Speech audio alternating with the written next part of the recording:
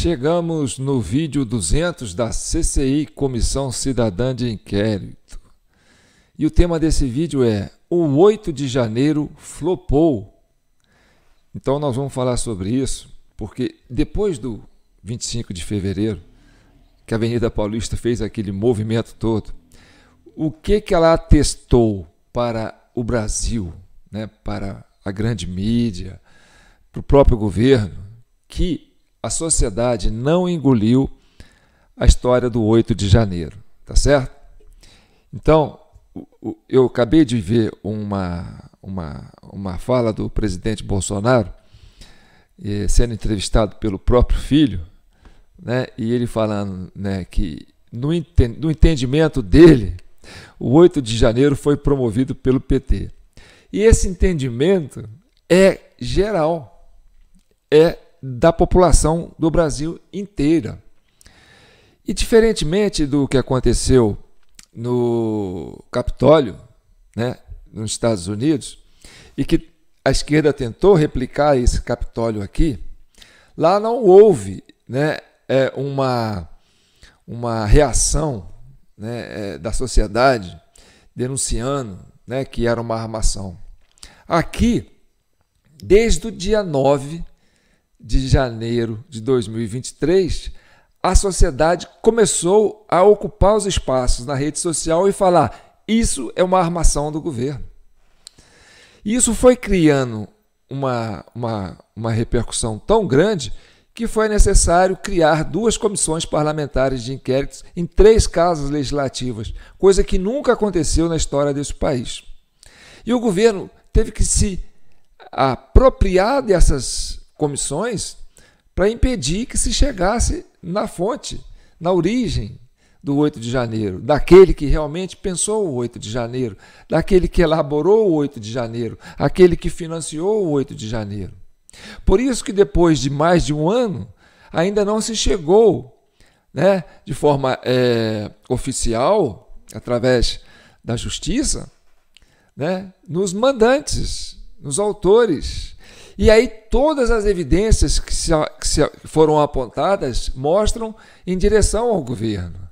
Mostram em direção ao ministro da Justiça, na época, então, Flávio Dino, que escondeu as câmeras. Então, tudo, o G. Dias interagindo com os infiltrados. Então, diferentemente dos Estados Unidos, né, a sociedade brasileira é uma das que tem mais tempo, assim, se dedica mais tempo às redes sociais, mais tempo online. Isso é uma peculiaridade do Brasil. O Brasil é um grande investimento para essas big techs. Por quê?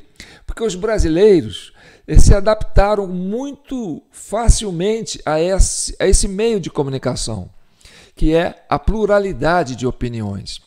E isso aí se deu em virtude do movimento de libertação, né, da opinião pública, de que há muito tempo vinha sendo controlada por um sistema global de informação que impunha uma opinião goela abaixo e a população, de forma indigesta, tinha que digerir isso mal e porcamente. E aí, com os meios de comunicação via internet, o que aconteceu foi uma resistência nunca imaginada, tanto que você prevê que a maior ação do governo foi tentar barrar, né, a liberdade de expressão na internet. Por quê? Porque a internet virou uma espécie de peneira, né? Ali não cai nada que não passe. Então, eles pararem a opinião pública com uma peneira não dá certo, né? Ela passa pelos buraquinhos e aí contamina todo o ambiente. Então, a presença daquela população, que eu nem vou falar número, porque é até brincadeira falar em número, né? Deixa isso para os fracos, mostra que a sociedade não engoliu a narrativa do governo do 8 de janeiro. Não engoliu a narrativa dessa grande mídia, desse consórcio de mídia, sobre o 8 de janeiro. Ou seja, coube o Alexandre de Moraes com aquele inquérito, né, sobre o 8 de janeiro, julgar os as pessoas que foram presas lá no QG e no próprio 8 de janeiro, né? E aí, o que você tem? Você tem a insistência do erro, né? De tentar legitimar uma coisa que a sociedade já entende que flopou, que é o 8 de janeiro. E aí coube ao Alexandre de Moraes avançar com isso, né? E aí, quanto mais ele avança, mais ele comete erro. Por quê? Porque ele está avançando para provar que a narrativa do governo ainda é reconhecida pela população. E não é mais. E olha, houve um julgamento agora, presta atenção, de 13, né, pessoas que foram condenadas pelo 8 de janeiro. E desses 13, a maioria são mulheres. Agora você imagina aquela turma que ficava falando, ele não, Bolsonaro não. A maioria dos presos políticos que estão sendo condenados são mulheres. E pasmem, e nenhuma dessas mulheres está a Ana Priscila. Onde está o julgamento de Ana Priscila? Hein? Então, essa tentativa de continuar insistindo no erro vai fragilizando ainda mais o Alexandre de Moraes, que vai ficando isolado nessa questão. A ficha está caindo para a maioria das pessoas. Eu vi recentemente, num debate do UOL, até mostrei um trecho aqui, né, entrevistando um líder do MST que quer fazer uma manifestação pública, popular, né, envolvendo essas entidades aí, MST, CUT, UT, sei lá o quê, para contrapor o 8 de janeiro. E a preocupação do pessoal do UOL, que a gente sabe que é a esquerda, né, que sempre pregou a narrativa do 8 de janeiro, vocês têm coragem de fazer isso? Vocês acham que vão dar certo? Desculpa. Vocês têm ideia de que podem suplantar isso aí? Vocês não correm o risco de flopar, de pagar mico, de mostrar que nós realmente não estamos em lugar nenhum?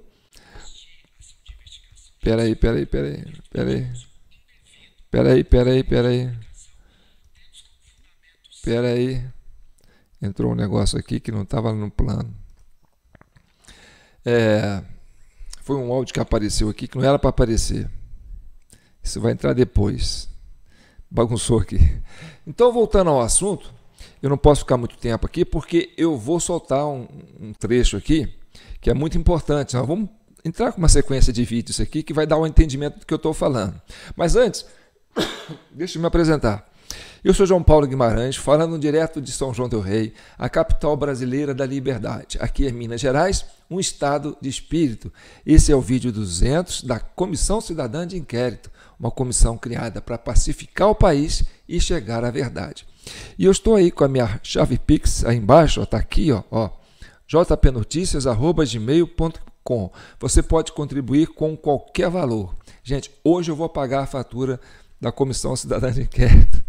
Quer dizer, a minha fatura do meu cartão, né, que eu estou por conta disso, e esse mês eu tive uma dengue, né, estou quase pronto, estou quase curado, então foi um mês difícil para mim. Está faltando isso aqui para fechar a fatura, eu pago ela hoje. Então aquele que quiser contribuir, aqueles que já estão contribuindo, eu agradeço, e aqueles que quiserem contribuir para me fechar essa fatura, tá certo? Eu fico muito feliz. Então vamos ao que interessa. Vamos trazer aqui um vídeo que é do Malafaia. O Malafaia, ele comprou essa briga. Ele falou, não, vou peitar o Alexandre de Moraes. E o Malafaia foi uma peça importante no 25 de fevereiro, na Avenida Paulista, né? Ele que provocou o Bolsonaro, falou, olha, você tem que se posicionar para você não ficar sozinho, senão, se você não se posicionar, as pessoas não vão te ajudar quando você precisar. E aí o Bolsonaro entendeu o recado do Malafaia. E o Malafaia, gente, ele é um líder religioso e é uma pessoa que tem uma boa oratória e é um homem de uma capacidade intelectual, né? Ele tem inteligência emocional, aquilo que eu falo, né? É um líder, é religioso, é corajoso, é um líder religioso, não é um líder político, não tem mandato. Então, ele está fora desse enquadramento aí, né, que o pessoal fala, não, vamos caçar o mandato dele, aquela coisa toda. Ele está fora disso, mas ele é um líder religioso de grande capacidade de influenciar, certo? Ele tem inteligência emocional e tem inteligência cognitiva. Ou seja, ele é uma pessoa que se fez no seu histórico de vida, né, e uma liderança construída em cima da sua oratória, né, dentro da palavra de Deus, dentro da palavra, né, da igreja, e principalmente trazendo agora esse discurso de enfrentamento com o Alexandre de Moraes. Então o Alexandre de Moraes agora achou alguém à altura ou mais corajoso que ele para poder colocar o Alexandre de Moraes dentro das 4 linhas. E um vídeo que o Malafaia soltou recentemente, que está dando muito comentário, né? Inclusive já tem mais de 500 mil de visualizações, ele postou isso já tem uns 2 ou 3 dias, e eu falei, não, isso aí eu tenho que mostrar para a Comissão Cidadã de Inquérito, porque isso aí é material de investigação, né? Nós falamos recentemente da questão dos ministros da Suprema Corte, né, falarem fora dos autos, se pronunciarem com viés político, entendeu? Querer ser estrela, querer mostrar um lado político. E aí o Malafaia, né, foi atrás dessas falas do Alexandre de Moraes e pegou ele pela cintura e trouxe ele aqui, ó, vem cá, vamos falar a verdade, conversa comigo. Então o Malafaia está chamando o Alexandre de Moraes para a briga. E aí, o Alexandre de Moraes, nessa insistência de continuar entendendo que tem que avançar nessa investigação dos 8 de janeiro para achar que tentativa de golpe, essa coisa toda, vai insistindo no erro segundo a opinião pública. Olha, você está indo para o lado errado. A gente já sabe que isso aí foi armação. Então, ele está quase ficando isolado, porque o pessoal já está caindo a ficha, falando, não, a sociedade não engoliu o 8 de janeiro. Aqui não conseguimos fazer o que fizeram nos Estados Unidos no Capitólio. Aqui flopou, entendeu? Então, o Alexandre de Moraes vai ficando como que se fosse isolado. E a prisão daquele deputado lá do Espírito Santo, que é um capitão, né, se deu após o 25 de fevereiro. Então a Polícia Federal foi lá prender o capitão, que é um deputado, né, que é bolsonarista, que eles falam que é bolsonarista, né? Para mim é um direitista, um cara de direita, um homem que quer a construção do Estado Democrático de Direito, e parece que ele foi preso dentro da igreja. Ou seja, a Polícia Federal escolheu prender esse deputado, esse parlamentar, né, do Estado do Espírito Santo, né, de uma Assembleia Legislativa, do Estado Federativo da União, dentro da igreja. Ou seja, parece que o Alexandre de Moraes quis fazer uma resposta à ação do Malafaia. Olha, vou prender um dos seus dentro da sua igreja para mostrar para você que eu não tenho medo de você. Essa é a interpretação que ficou, tá certo? E isso parece que também que vai flopar. Parece que esse capitão vai ser solto e a coisa vai ficar mais complicada para o Alexandre de Moraes. Mas vamos a essa combinação aqui, dessa fala, dessa montagem que o Malafaia fez, porque ele realmente resolveu falar assim, olha, estou chamando você para briga, sabe? E o Malafaia é um homem, não é diferente, entendeu? O Bolsonaro tem aquele jeitinho dele de falar, então ele está se treinando, ele está se preparando para começar, né, a construir um discurso mais contido, mais estadista, dentro de uma visão mais ampla de sociedade, né? Mas o Malafaia não. O Malafaia já é uma figura, né, que o seu ganha-pão, o seu mote, o seu dom é a palavra. Então, agora o Alexandre de Moraes achou um cara à altura que vai petar ele, entendeu? E o resto dos ministros do Supremo estão se retraindo. Falou assim, poxa, a gente percebe que a sociedade está, né, se mobilizando de forma compacta, né? Este novo lugar comum, onde as pessoas comunicam entre si, e que já se contaminou todo o espectro ideológico, né, tanto da esquerda como da direita no Brasil, está deixando esse pessoal do sistema que sustentou a narrativa do 8 de janeiro num lugar nenhum. Quer dizer, não estão em lugar nenhum. Aí é uma bola de sabão que começa a evaporar no ar. E aí nós vamos chegar em algum lugar nenhum. Entendeu? Então vamos lá. Preste atenção na montagem que o Malafaia fez, chamando o Moraes para briga. Entendeu?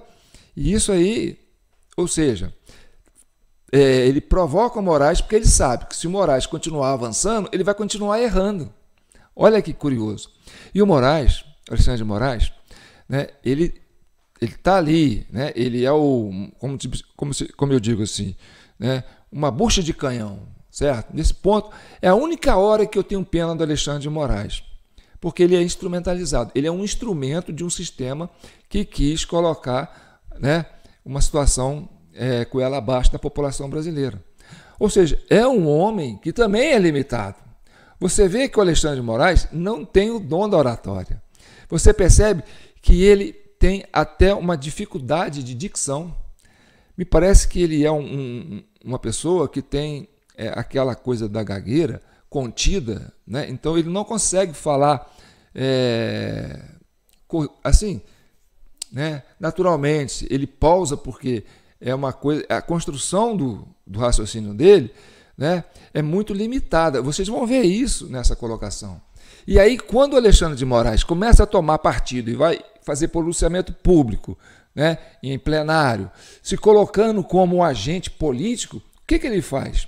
Ele enfraquece a Suprema Corte, ele enfraquece a instituição, ele afronta, né, aquilo que é o devido processo legal, o Estado democrático de direito. Por quê? Porque ele fragiliza o Supremo. E os colegas dele, os pares do Supremo, já perceberam isso, né? O Barroso deu aquela escorregada lá na Uni, né? Fazendo aquele discurso, nós derrotamos o bolsonarismo. Aquilo ficou para ele, né? Aquele peso ele vai carregar para ele.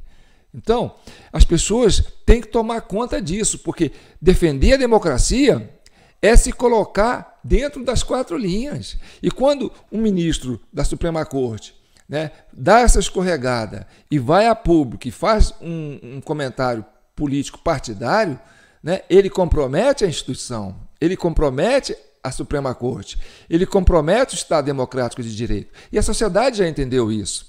Porque a direita agora tomou para si o discurso da defesa do Estado democrático de direito. E isso é o que está preocupando hoje a esquerda, né? Que falsamente sustentou esse discurso da democracia. Por quê? Porque a direita abriu mão de defender a democracia, né, na sua pauta. E a direita agora falou, não, peraí, vocês estão querendo tomar uma pauta que é nossa. Então vamos à entrevista. Mas antes, dá uma paradinha aí, manda qualquer coisa aí para o nosso Pix, jpnoticias@gmail.com, para que eu possa continuar pesquisando, aprofundando e trazendo para vocês essas informações tão importantes que vai fazer com que você tenha uma ideia melhor do que está acontecendo nesse país. Então vamos lá. Povo abençoado do Brasil, esse vídeo é imperdível. Se você ama a liberdade, ama o Brasil, assista até o final. Eu vou falar sobre a democracia de Alexandre de Moraes, que não tem nada a ver com a Constituição.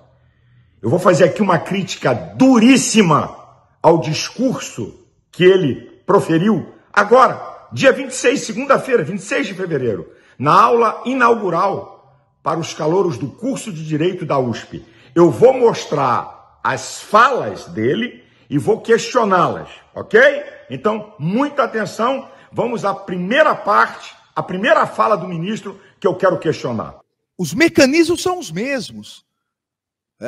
Se vocês tiverem oportunidade, há um documentário muito bom na Netflix, O Manual do Ditador. E são 5 ou 6 histórias. Começa com Hitler, Stalin, e vai vários ditadores, e termina, esqueci o nome agora, o ditador da Coreia do Norte, dizendo que lá o manual foi o mais perfeito, porque até hoje passa de pai para filho, para neto, mas não são nem criativos, o manual é sempre o mesmo, da mesma forma que esse populismo extremista, dessa extrema-direita. Vamos atacar o judiciário. A questão aí do manual do ditador, que o ministro fala, que a Netflix tem lá um documentário com 5 ou 6, o senhor será o 7º. Mas eu vou mostrar no final de todo o vídeo porque eu lhe chamo de ditador da toga. Agora, olha a sua palavra aí. A sua palavra é uma palavra ideológica, é o que a esquerda usa. Populismo extremista da extrema-direita. Que o senhor já disse em outro discurso que tem que ser combatida na América Latina.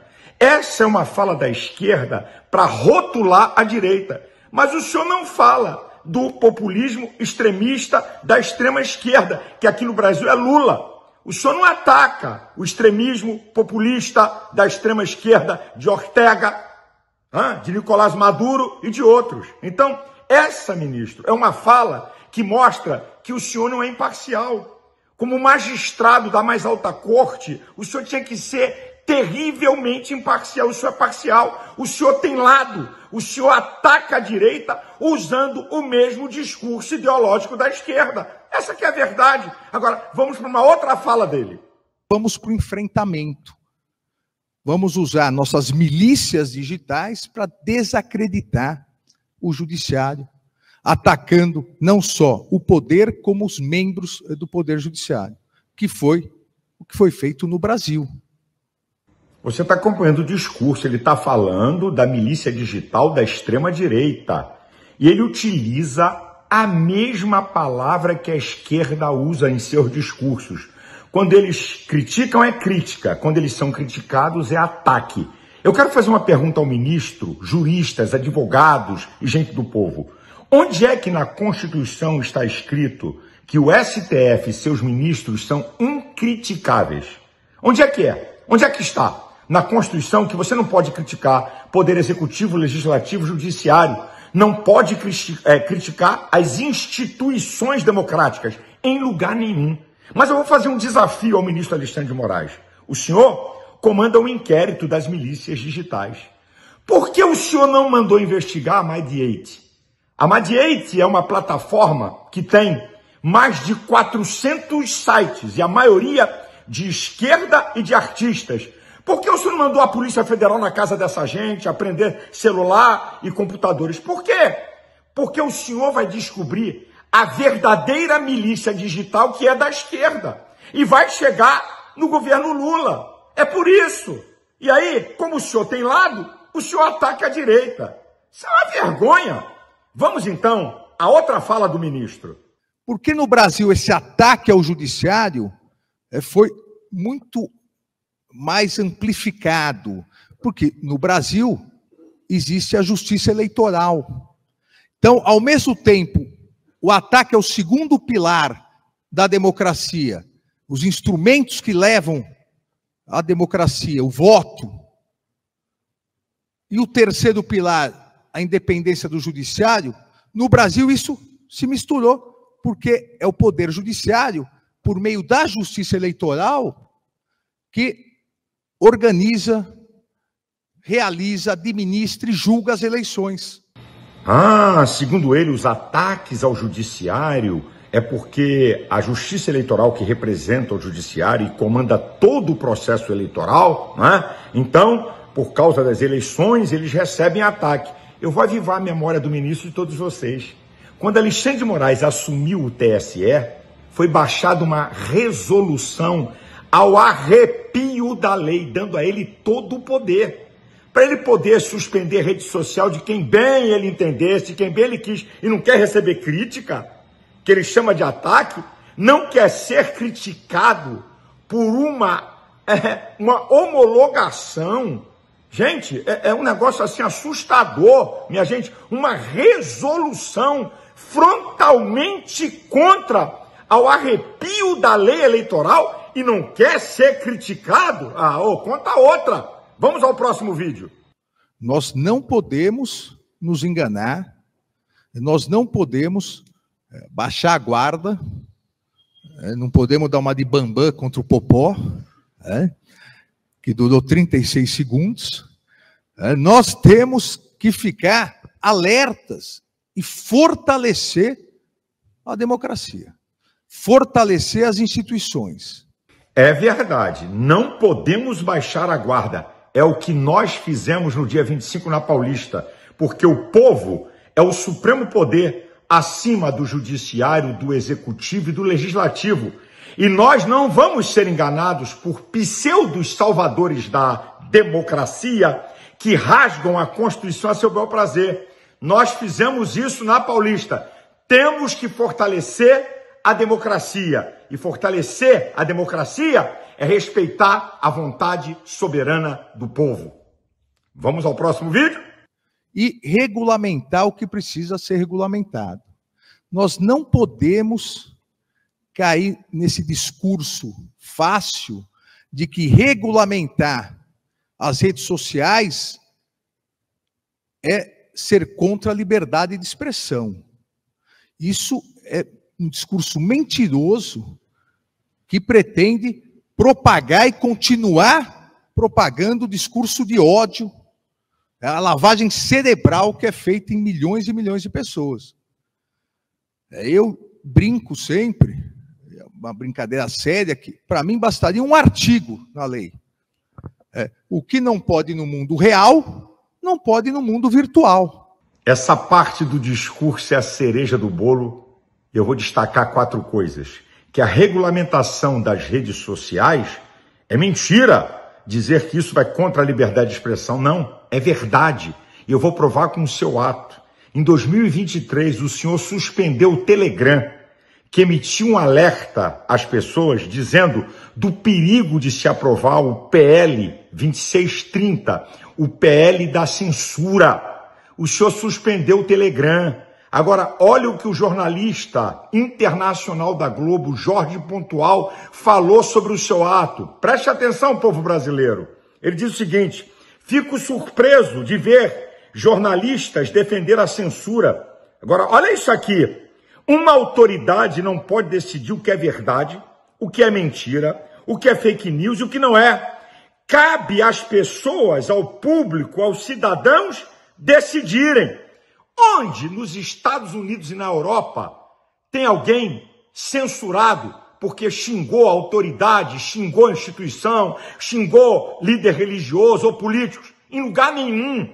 Essa que é a questão. Se não fosse a nossa ação com outros, essa porcaria tinha sido aprovada. O relator, um comunista relator de projeto de fake news, teve que retirar. Ministro, você não tem moral para falar de liberdade de expressão? Você não tem moral para falar de democracia?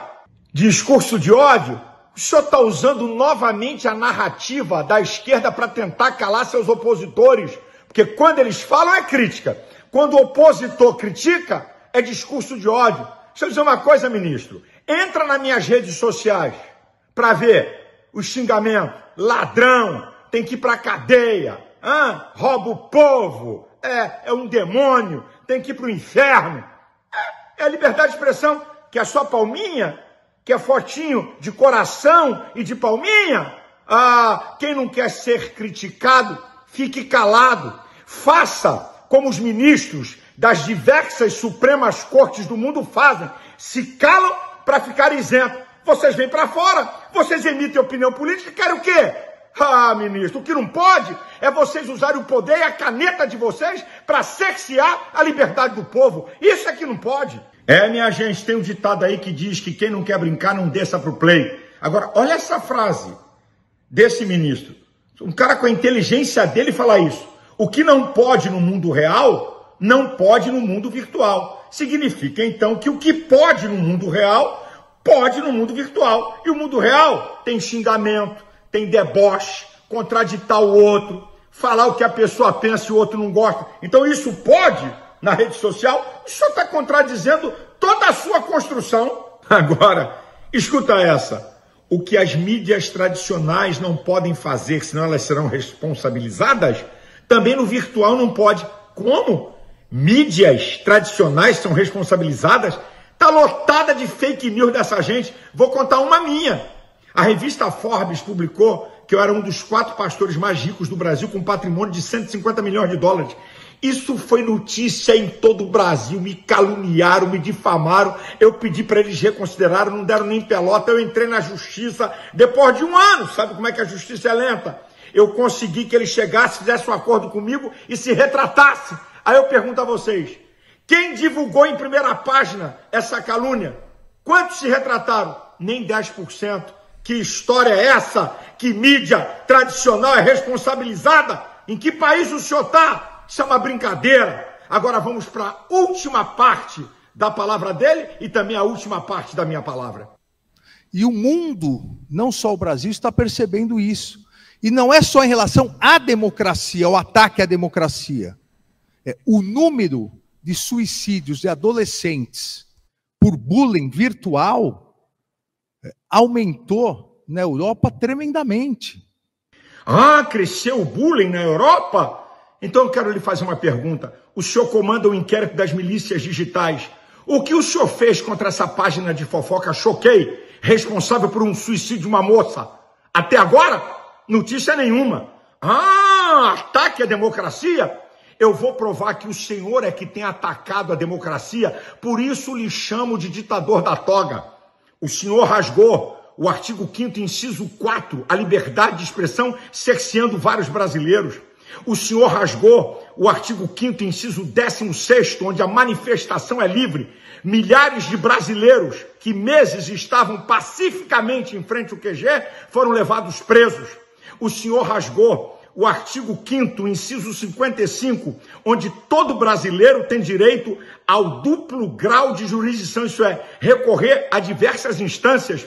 O senhor levou para o Supremo gente que não tem foro, incluindo o Bolsonaro, porque o artigo 53 e 102 da Constituição diz quem tem foro no Supremo. O senhor rasgou o artigo 220, parágrafo 2º, estabeleceu censura até para plataformas. O senhor rasgou o artigo 53, fazendo com que redes de deputados e senadores fossem cerceados e prendendo deputado. O senhor rasgou o artigo 129, onde o Ministério Público é o senhor da ação penal. O senhor comanda um inquérito ilegal e imoral das fake news. O senhor mandou investigar, mandou a PF na casa de brasileiros que teve uma discussão no aeroporto de Roma. O senhor ainda se tornou assistente de acusação, não liberou os vídeos, ainda bem que um delegado macho mandou as favas, essa palhaçada. O senhor deu uma entrevista para a Globo, dizendo em alto e bom som que nesse pseudo-golpe tinha uma armação para matá-lo. O senhor é vítima, então o senhor não pode estar na frente desse inquérito. O senhor rasga o devido processo legal. O senhor é vítima, o senhor não pode investigar, o senhor não pode acusar, o senhor não pode julgar. Isso é uma afronta, isso é uma aberração. E quer que eu me cale? O senhor tem afrontado o povo brasileiro e a Constituição. Tenho dito, o senhor é o ditador da toga do Brasil. A democracia no Brasil está em perigo, minha gente. Essa que é a verdade. Deus abençoe o Brasil. Deus abençoe você e sua família. Brava gente. Então, você vê nesse vídeo, você entende que o Alexandre de Moraes pegou para lá frente agora uma pedra pesada, né? Carregar uma disputa com o Malafaia, né, o Silas Malafaia. Você vê que o Silas Malafaia, ele tem inteligência cognitiva, né? Ele raciocina e interpreta e fala, ele tem essa fluidez na sua oratória. Por quê? Porque ele faz isso a vida inteira, né? Esse é o dom do Malafaia. E você vê que o Bolsonaro, que o Alexandre de Moraes é limitado na sua fala. Então, essas colocações de Alexandre de Moraes só fragilizam o Alexandre de Moraes e ele vai ficando isolado, tá certo? Eu vou adiantar o vídeo aqui do Malafaia, porque ele começa a cantar aquela música agora, né? E aí mostra a população cheia. Eu sei que vocês iam querer ver isso, mas agora vamos lá para a Suprema Corte, né? Vamos entender o que acontece lá na Suprema Corte. O isolamento do Alexandre de Moraes, né? Já teve aquele fato dele se candidatar a vice-presidente do STF, né? E ter só um voto, o voto dele, né? Ou seja, a turma que está ali fala assim, olha, nós temos que engolir o Alexandre de Moraes, mas nós temos que aprender a colocar o Alexandre de Moraes no lugar dele, né? Por quê? Porque, tudo bem, ele foi a bucha de canhão que a gente precisou para fazer o 8 de janeiro, para, entendeu? E colocar de novo o Lula no poder, mas o 8 de janeiro flopou. Se não tivesse existido o 8 de janeiro, seria mais fácil para o governo sustentar, né? Apesar da forma como foi feita a eleição. Mas com o 8 de janeiro, e o 8 de janeiro flopado, né? Ficou ingovernável a partir de então. Então, a sociedade já se posicionou, né? E agora ela busca resgatar a democracia e as instituições. Então, ela cobra dos seus membros, olha, ou vocês se enquadram dentro do papel de vocês, ou vocês vão tornar a situação insustentável. E aí, a ficha está caindo para alguns, entendeu? O Alexandre de Moraes, ele não tem outra alternativa, ele tem que avançar. Por quê? Porque ele é a bucha de canhão, é o cara que ficou na frente, entendeu?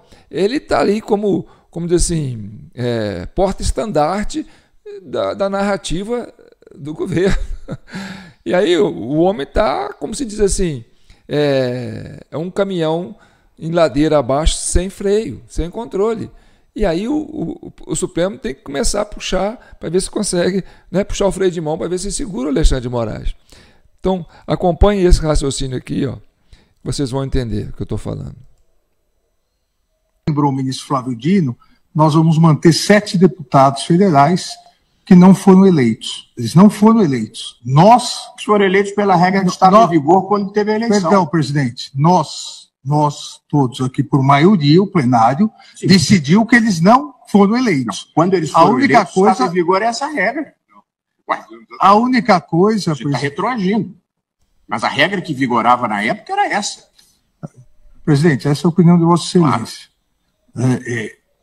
Nós estamos mantendo candidatos que juntos tiveram metade dos votos dos demais, apesar da maioria ter dito isso. Estamos aplicando o artigo 16, abrindo a possibilidade, a partir de agora, de qualquer mini-reforma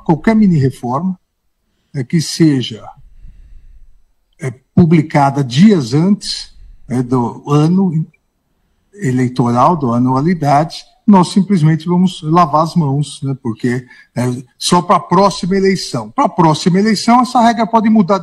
Essa mesma regra, essa regra idêntica, o Congresso pode, faltando 3 dias para as eleições de 2026, ele edita igual, só que ao invés de falar 80-20, fala 82-21. Aí vai entrar com outra ação direta, não vai dar novamente porque não pode. Então, realmente, o perigo do precedente é muito grande. Então, o que o Alexandre de Moraes queria? Ele queria mudar a regra do jogo depois das eleições. Ou seja, tinha uma regra estabelecida pelo próprio Poder Judiciário, né, que ganha as eleições quem agir dentro dessa questão, preencher esses requisitos. O que aconteceu? Aconteceu que as pessoas foram eleitas dentro da regra em vigente, foram diplomadas, entendeu? Assumiram seus cargos, e aí o Alexandre de Moraes quer mudar a regra depois para tirar, parece que 7 deputados do PL, entendeu? Caçar 7 deputados do PL para poder colocar outros deputados que provavelmente serão de esquerda e que vão aumentar a base do governo do Lula. Então, olha que absurdo. Aí bateu, né? Olha, até o Barroso falou, gente, a gente já está numa situação difícil, né? Tá difícil para a gente, né? O 8 de janeiro já falou, pô, eu já tive aquela fala infeliz lá na Uni, estou pagando meus pecados por isso. Agora, eu tenho que frear o Alexandre de Moraes. Não podemos. Nós estamos com o filme queimado na opinião pública. Então, agora pega esse momento aqui do Barroso. Vamos lá. Aí vai entrar com outra ação direta, não vai dar novamente porque não pode. Então, realmente, o perigo do precedente é muito grande. Primeiro, acho que o Supremo tem maus antecedentes na interferência em questões eleitorais. Aí me parece que claramente nós estamos interferindo no processo eleitoral, porque remover um candidato já investido no cargo, e, portanto, eleito e considerado eleito e diplomado, evidentemente que eu acho que isso é uma interferência com o processo eleitoral. Evidentemente vai prevalecer a posição da maioria pela inconstitucionalidade. Eu acho que nós estamos mudando a regra do jogo quando já se sabe quem vai ser beneficiado, que eu também considero problemático, porque quando se discute uma questão em abstrato, antes do processo eleitoral, você ainda pode dizer que não sabe se está beneficiando A ou B. Mas depois que os nomes já estão definidos, já se sabe quem perde e quem ganha, eu acho que essa é uma interferência no processo eleitoral. Então, o que o Barroso entendeu? Olha, nós estamos, o TSE, o Supremo, nós, né, ele entende que o nosso moral está baixo, né? Ele fala, como é que ele fala no começo aqui? Ó, nós não temos bons antecedentes. Quer ver? Olha aqui, presta atenção. O antecedente é muito grande. Primeiro, acho que o Supremo tem maus antecedentes na interferência em questões eleitorais. Então, essa tem maus antecedentes. Caiu a ficha por Barroso, entendeu? Ou ele se afina com as ruas, ou ele vai ficar no lugar nenhum. Ou ele consegue trazer o Alexandre de Moraes, né, para o raciocínio lógico, né, ou o Alexandre de Moraes vai colocar o Supremo numa situação difícil, né? E agora, já estamos com 42 minutos, tem a cereja do bolo que eu quero mostrar. Por que o Barroso fala que o Supremo, quer dizer, a Justiça Eleitoral tem maus antecedentes? Preste atenção nessa fala desse advogado, na hora que ele estava defendendo a cassação da chapa Lula-Alckmin. E aí a gente encerra esse vídeo de hoje. Mas antes, vou falar mais uma vez, não deixe de dar uma contribuição aí, viu, gente? Hoje é dia 4 de março, vence a minha fatura. Está faltando isso aqui, ó, menos de R$50 para mim fechar essa fatura. E eu aposto nessa Comissão Cidadã de Inquérito. Esse é o vídeo 200. Já avançamos muito. Agora vamos terminar com a fala desse advogado para vocês entenderem, né, os maus antecedentes que Barroso fala da Justiça Eleitoral. Em primeiro turno. Espera aí. Voltar para o começo aqui para a gente não perder. Ação judicial eleitoral em virtude de ação de investigação judicial eleitoral em virtude de uso indevido dos meios de comunicação, tendo como fundamento o cerne, mas não único, há vários outros, fala do presidente Lula no início do dia das eleições, em primeiro turno, a moda de verdadeiro comício eleitoral. Essa fala foi transmitida ao vivo pela imprensa e repercutida em outros canais ao longo do dia e em diversas redes sociais. Ou seja, o então candidato Lula ocupando um púlpito montado para a imprensa na manhã do primeiro turno, fez ato de campanha real e efetivo. É simples assim. O pronunciamento transmitido ao vivo pela CNN a partir de 8h53 da manhã também recebeu desproporcional destaque pela Rede Globo durante a central das eleições às 14h21. Repita-se, durante a votação. de modo a atingir um número, claro, exponencial de eleitores. O ilustre corregedor já pôde divisar a gravidade dos fatos, potencial, quando recebeu a inicial. Confira esse trecho da decisão que fornece balizas importantes para o julgamento de hoje, especialmente a míngua de relatório. Peço a licença para fazer algumas citações rápidas. As palavras do corregedor. A conduta imputada na inicial consiste na disseminação massiva de propaganda irregular na data do pleito, perpetrada pelo primeiro investigado por meio de entrevistas e comício de caráter eleitoral.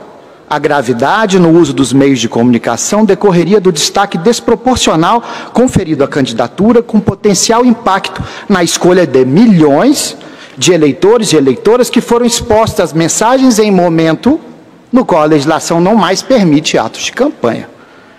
A petição inicial foi instruída com links e vídeos que demonstram a cobertura abrangente dada pelas emissoras a atos do primeiro investigado na data do primeiro turno. Há um reconhecimento claro de que a inicial estava devidamente instruída. E prossegue o ilustre corregedor nas suas palavras.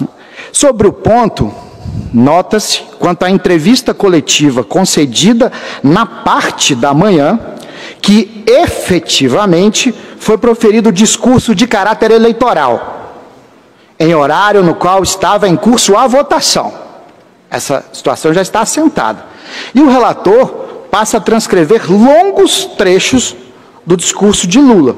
Solicito licença para uma leitura rápida, inclusive a falta de relatório será mais esclarecedor. Palavras do discurso. Eu não poderia deixar de dizer para vocês que há 4 anos atrás eu não fui votar porque eu tinha sido vítima de uma mentira nesse país e eu estava detido na Polícia Federal. Estou aqui votando com o reconhecimento da minha total liberdade e com a possibilidade de voltar a ser presidente da República para tentar fazer o país voltar à normalidade, para tentar fazer esse país voltar a cuidar do seu povo, para tentar fazer esse país ter emprego, salário, educação, saúde, a ter respeito com cada ser humano, nunca mais permitir que esse país tenha um presidente da República que trate com o desrespeito que foi tratado a pandemia de Covid nesse país. Que nunca mais se tenha um presidente que permita que morra tanta gente por irresponsabilidade do presidente. Nós vamos ter que cuidar desse país e de cada um dos 215 milhões de habitantes como se fosse um filho, como se fosse um irmão, uma mãe, um pai, porque esse país precisa finalmente recuperar o direito de ser feliz. Nós não queremos mais ódio, nós não queremos mais discórdia. E realmente continua o candidato Lula. Sim, excelências, o discurso foi longo. Eu estou votando outra vez no 13. E esse 13 sou eu mesmo. Estou muito feliz. Acho que a gente ganhando as eleições aqui, ganhando as eleições em São Paulo, eu tenho certeza que o Alckmin e eu, junto do povo brasileiro, a gente vai dar conta de fazer esse país voltar a ser feliz. Palavras do discurso. E ao final concluiu o ilustre relator na decisão de recebimento da inicial. A narrativa, em tese, é passível de se amoldar à figura típica do uso indevido de meios de comunicação social, havendo elementos suficientes para autorizar a apuração dos fatos e de sua gravidade. A inicial preenche os requisitos de admissibilidade, razão pela qual a recebo. Esses são os fatos devidamente delimitados no despacho de admissibilidade da inicial. Pois bem, a partir do conteúdo descrito, forçoso concluir que o discurso ostentou um caráter eleitoral, pode-se dizer, clássico. Enaltecimento da própria história. Variadas promessas de campanha em todas as áreas, como foi lido aqui.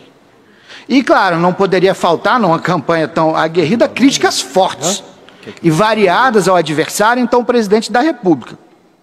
Ora, a proibição de propaganda eleitoral no dia das eleições, isso é inconteste.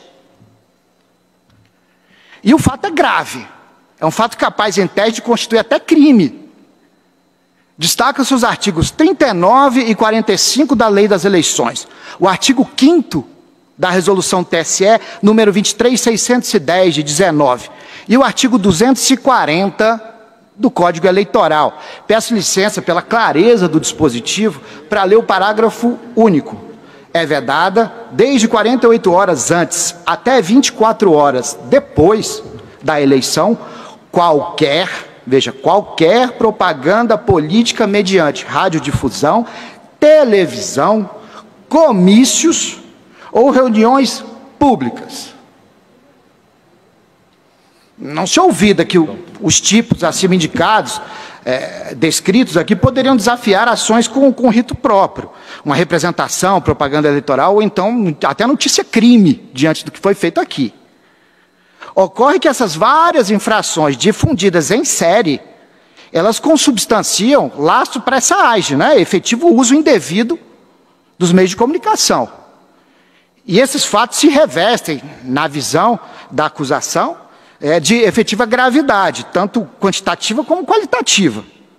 A primeira, claro, revelada pelo alcance das emissoras de TV, em que o candidato Lula, como visto aqui, como fiz questão de destacar, Lula discursou por longos espaços de tempo. A TV, como se sabe, é concessão pública e tem um alcance bastante diferente das redes sociais. Ela atinge indistintamente eleitores, apoiadores, não apoiadores e indecisos. E a Rede Globo comemorou os índices recordes de audiência em sua cobertura exatamente no dia das eleições, onde perpetradas essas condutas tão graves. Já o viés qualitativo decorre do desrespeito direto, como visto o conteúdo das normas é claríssimo, e sucessivo das normas eleitorais.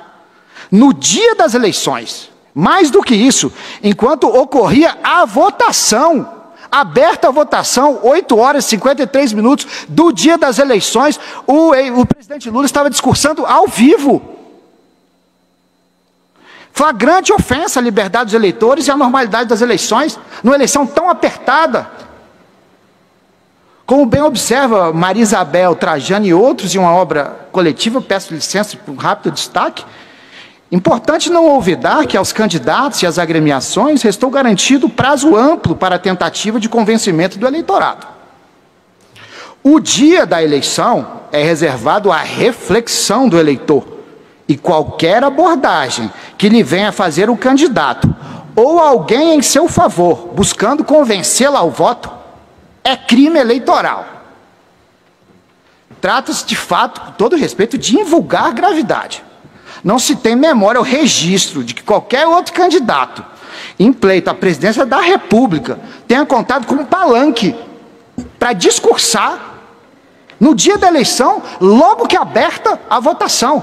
Os eleitores a caminho, ouvindo rádio, vendo a televisão, a caminho da votação, ouvindo o presidente Lula discursar, com conteúdo que o próprio corregedor reconheceu, de caráter evidentemente eleitoral. Foi lido daqui, são promessas de campanha, críticas ao candidato, enaltecimento da sua própria história. Não se olvida que as emissoras podem, claro, e fazem a cobertura do comparecimento dos candidatos à urna. Mas é aquele comportamento tradicional, padrão, o candidato vota, acena, passa uma mensagem de esperança ao eleitor, só. Então, tudo isso, juntamente com o escândalo do radiolão no Nordeste, as blitz no Nordeste, que foi para conter a presença de eleitores nas sessões eleitorais, para diminuir a presença de eleitores nas sessões eleitorais, a publicação dos logs das urnas e interpretada depois de uma auditoria, que se chegou no esquema do mesário pianista, que gerou esse relatório a posteriori, tudo isso faz com que a sociedade entendeu que, olha, realmente o ministro Alexandre de Moraes, na condução do processo eleitoral, foi tendencioso, tá certo? E a mídia, essa mídia tradicional que hoje está em lugar nenhum, por quê? Porque o que eles publicam não reverbera, e as pessoas foram para a rua porque elas convivem num novo lugar comum, onde a informação flui como aqui você está me acompanhando agora e escutando isso, entendeu? Então a ficha começou a cair. Olha, era necessário fazer, né, um ato tipo 8 de janeiro para manter a autoridade do governo imposta, né, para colocar medo na população, para que ela parasse de protestar, porque as evidências da forma como foi conduzido o processo eleitoral foi tão clara, tão visível aos olhos da população, né, que a indignação tomou conta da sociedade brasileira. E aí foi necessário que a esquerda pensasse nesse 8 de janeiro, estilo Capitólio lá dos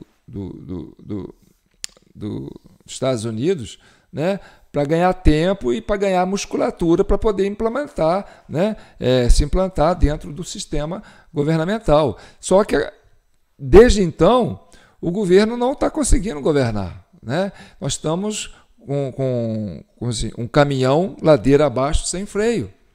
E aí cai a ficha agora para o Barroso, né, que percebe que a multidão tomou conta das ruas, porque ela entende que realmente, né, a sociedade tem um entendimento claro do que foi as eleições de 2022. Né? Então, eu vou encerrar com essa fala do ministro Barroso, né, confrontando o Alexandre de Moraes, que queria mudar a regra ainda da eleição passada para tirar 7 deputados, provavelmente do PL, para colocar deputados de esquerda. Então, veja bem, vamos terminar com essa frase. Tá? E no final, depois, já está terminando, se você chegou até aqui, parabéns, não esqueça de colocar uma ajudinha para a gente aí no jpnoticias@gmail.com. Qualquer valor, gente. Eu sei que está difícil para todo mundo, mas se vocês puderem aí contribuir com a CCI, nós vamos ficar muito agradecidos. Vamos terminar com a fala do Barroso. Então, realmente, o perigo do precedente é muito grande. Primeiro, acho que o Supremo tem maus antecedentes na interferência em questões eleitorais.